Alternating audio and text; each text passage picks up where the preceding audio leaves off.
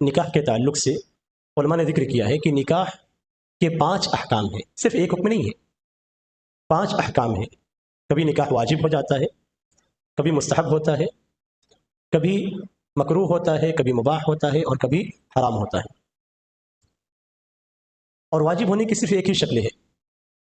کہ آدمی اپنے آپ پر حقیقی معنوں میں زنا میں واقع ہونے سے ڈرتا ہو تو اس کے اوپر نکاح واجب ہوتا ہے۔ یعنی اگر وہ نکاح نہیں کیا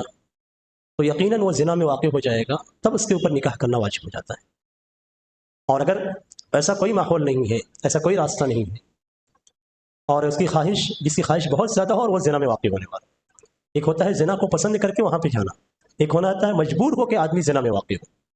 تو جس کی خواہش بہت زیادہ ہو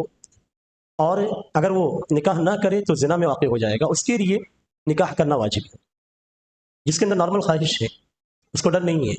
کہ میں زنا میں واقع ہو جاؤں گا۔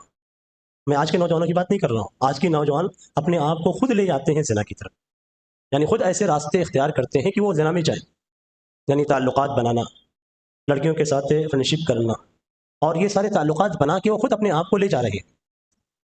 یہ لے جانا، یہاں پہ کہنا کہ ہم نکاح میں ہمارے اوپر نکاح کرنا واجب ہے، نہیں، آپ نے راستہ ہی غلط چنا ہے، آپ غلط راستے پہ جا رہے ہیں۔ آپ کو جو راستہ لینا ہے وہ کون سا راستہ ہے کہ پہلے اپنے آپ کو روکیں، اپنے آپ کو دوسری چیز میں رکھیں، جو حرام تعلقات ہیں ان کو آپ ختم کریں، پہلے ہی اس میں جائیں ہی نہ، تو آپ کا حرام میں جانے سے رک جائیں گے۔ اور شریعت کے اندر اسی لیے بہت ساری چیزوں کو بیان کیا گیا ہے کہ عورت کی طرف نگاہ اٹھا کر نہیں دیکھنا ہے، عورت سے بات چیت کرنے میں احتیاط برتنا ہے، عورت کے ساتھ خلوت اختیار نہیں کرنا ہے، مرد اور عورت ایک جگہ پہ اکٹھا نہ ہو۔ یہ ساری چیزیں جو بیان کی گئی ہیں شریعت میں، وہ صرف زنا سے روکنے کے لیے، اسی کے پورے راستے وہیں جاتے ہیں، سارے راستے وہیں جاتے ہیں، تو وہاں سے روکنے کے لیے طریقے اختیار کیے گئے ہیں۔ اب اگر کوئی ان راستوں کو ہی بند کر دیتا ہے تو وہاں تک نہیں پہنچے گا، اور اگر ان راستوں پہ چلے گا تو پہنچے گا، یہ اصل چیز ہے۔ تو جو شخص ایسا ہے جس کے اندر نارمل شہوت موجود ہے اور اسے ڈر نہیں ہے کہ میں زنا میں واقع ہو جاؤں، لیکن ہے اس کے اندر خواہش، تو اس کے لیے نکاح کرنا مستحب ہے، ایسے شخص کے لیے نکاح کرنا مستحب۔ تیسرا شخص ہے جس کے پاس شہوت بہت کم ہے، تو ایسے شخص کے لیے نکاح کرنا مباح ہے۔ چوتھا شخص ہے جس کے پاس نکاح کی خواہش اور شہوت موجود ہے لیکن اسے ڈر ہے کہ میں حق کو ادا نہیں کر پاؤں گا، میاں بیوی کے حق کو ادا نہیں کر پاؤں گا، تو ایسے شخص کے حق میں مکروہ ہے۔